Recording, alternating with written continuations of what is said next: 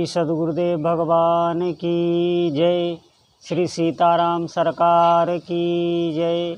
श्री गौरी शंकर महादेव की जय। श्री राधा रमण लाल की जय। सभी दर्शकों और भक्तों को कोटि कोटि प्रणाम। सबको प्रेम भरा जय जय श्री। सभी भक्तों से प्रार्थना है कि आज का बहुत महत्वपूर्ण सत्संग है, बहुत ध्यान पूर्वक सबको सुनना है। ऐसी गूढ़ बातें आज मैं बताऊंगा आपको। आपकी साधना बढ़ेगी, सभी सिद्धियां मिलेंगी आपको। आप धैर्य धारण करें, बहुत ध्यान पूर्वक आप सुनें। आपको इस बात का ज्ञान हो जाएगा कि वास्तव में हमें जीवन में क्या करना है, और वो सब कुछ प्राप्त हो जाएगा जो भी आपकी आंतरिक इच्छा है, जिस सुख के लिए आप भटक रहे हैं और जन्म जन्मांतर से हम सुखी नहीं हो पा रहे हैं। आपका जीवन सुखमय और आनंदमय हो जाएगा। निश्चित मानिए, आज आप पूरा सत्संग बहुत ध्यान से सुनें। संसार में अनेक रोग हैं, रोगों की कमी नहीं है, मानसिक शारीरिक, और उनकी अलग अलग औषधियाँ हैं। परंतु भगवान का नाम सभी रोगों की रामबाण औषधि है। इस बात को आप विश्वास करें और चल पड़ें।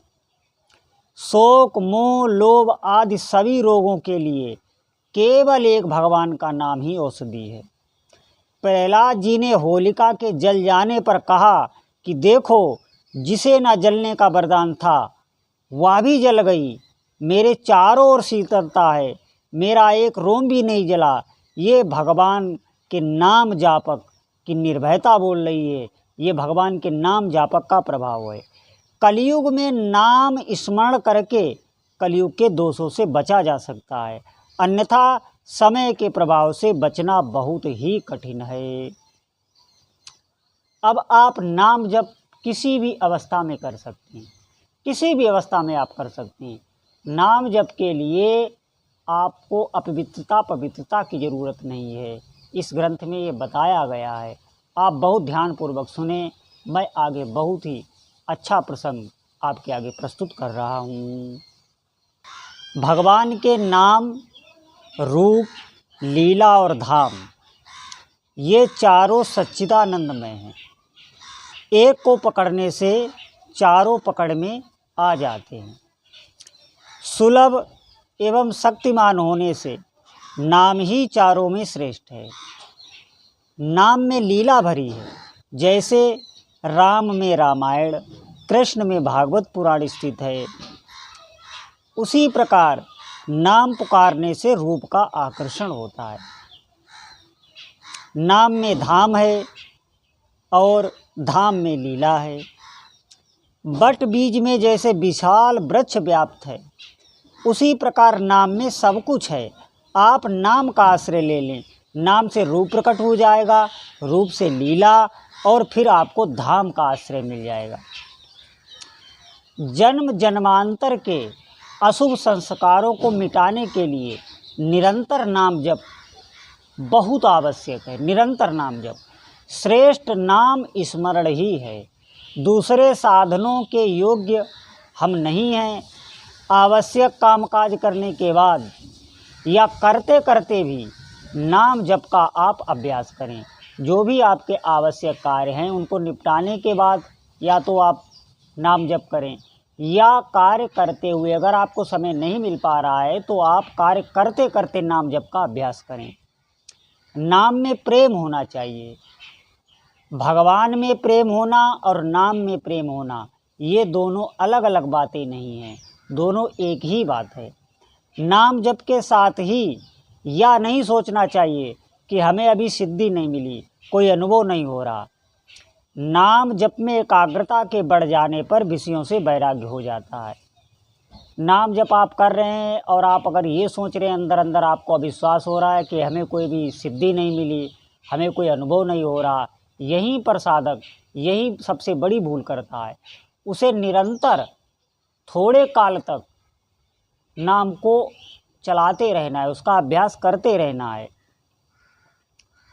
नाम में एकाग्रता बढ़ जाने से आपको विषयों से वैराग्य होने लगेगा। अंतःकरण यानी मन, बुद्धि, चित्त, अहंकार की शुद्धि हो जाएगी।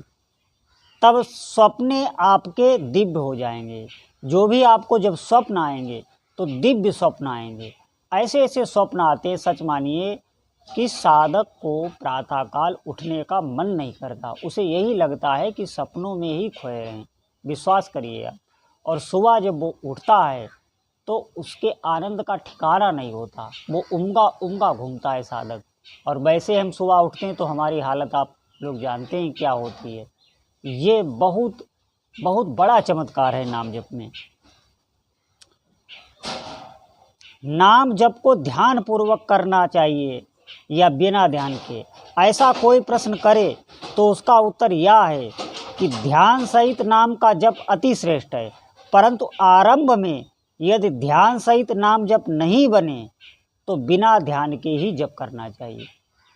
आप अपना समय व्यर्थ ना करें। अगर आपका ध्यान नहीं लग रहा है तो आप नाम जप का जीभ से ये अभ्यास करें। चाहे जहाँ आपका मन जाए उसे जाने दें।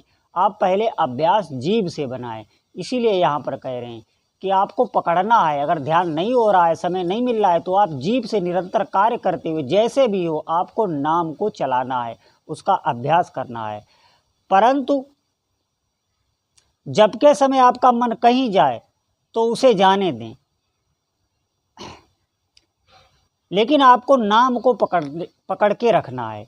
लीला चिंतन या रूप चिंतन, शोभा चिंतन, धाम चिंतन, जो भी संभव हो उसे नाम जप के साथ करना चाहिए। अगर आपका संभव हो सके तो इनमें से कोई भी लीला चिंतन कर सकते हैं नाम जप के साथ, रूप का चिंतन कर सकते हैं नाम जप के साथ, शोभा का भगवान की चिंतन कर सकते हैं नाम जप के साथ, और धाम का चिंतन, जो भी आपके आराध्य देव हैं उनके धाम का भी चिंतन आप नाम जप के साथ कर सकें। अगर हो सके तो करें। नाम के अर्थ अथवा लिखे हुए नाम में ही मन लगाना।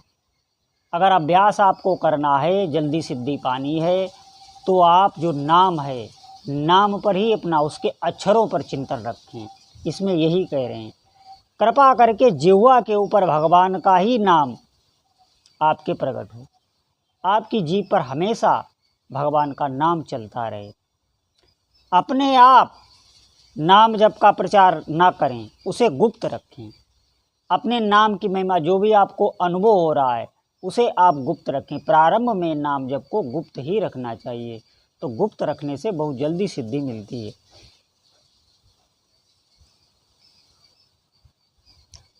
किसी साधक को नाम जप में लगाने के लिए अपना नाम जप भजन बताया जा सकता है, लेकिन उसमें अहंकार ना करें। इसमें ये कह रहे हैं कि किसी भी साधक को आप नाम की महिमा बता सकते हैं, उसको भजन में लगाने के लिए। उसमें अपना अहंकार ना समझें कि मैं इतना जप कर रहा हूँ, नहीं तो आपका जप बंद हो जाएगा। भगवान के नाम का आश्रय लेने वाले ही कलयुग के दोषों से बच सकते हैं। निश्चित मानिए, ये जो काल का प्रभाव, समय का प्रभाव चल रहा है, अगर आप इससे बचना चाहते हैं तो आपको भगवान के नाम का आश्रय ही लेना होगा। अन्यथा बड़े से बड़ा कोई भी बच नहीं सकता। कोई भी आप साधना कर रहे हैं, आप कलयुग के प्रभाव से, दोषों से नहीं बच पाएंगे। एक संत सुदामा कुटी में रहते हैं। उन्होंने बताया कि मेरे सामने कलयुग आया और उसने यह बात कही। उसी दिन से अब मैं समय से भगवान का नाम जप करता हूँ। भगवान का नाम, रूप, लीला, धाम, ये चारों समान हैं। इनमें एकता रहती। इनमें से एक का भी आश्रय यदि कोई ले लेता है तो उसे चारों की प्राप्ति हो जाती है। इन चारों में नाम सबसे ज़्यादा सुलभ है। नाम लेने में कोई विधि विधान नहीं है। अपवित्रता पवित्रता की आवश्यकता नहीं है। यदि छल कपट ईर्ष्या द्वेष आदि को छोड़कर नाम लेता है तो उसको बहुत जल्दी सिद्धि मिल जाती है, उसका कल्याण भी हो जाता है। निश्चित मानिए, ये मैं जो भी बातें बताएं आप इन पर विशेष चिंतन करें, ध्यान दें और भगवान के नाम को पकड़ें। जो भी कार्य हैं वो सब कार्य आपके सिद्ध हो जाएंगे। यहाँ कह रहे हैं कि आपको समस्त सिद्धियों की प्राप्ति हो जाएगी। आप जिह्वा से नाम को पकड़ें, उसका अभ्यास करें निरंतर। भगवान आपका मंगल करें, आपकी भक्ति बढ़े, आपका भगवान के नाम जप में मन लगे। बोलो जय जय श्री सीताराम।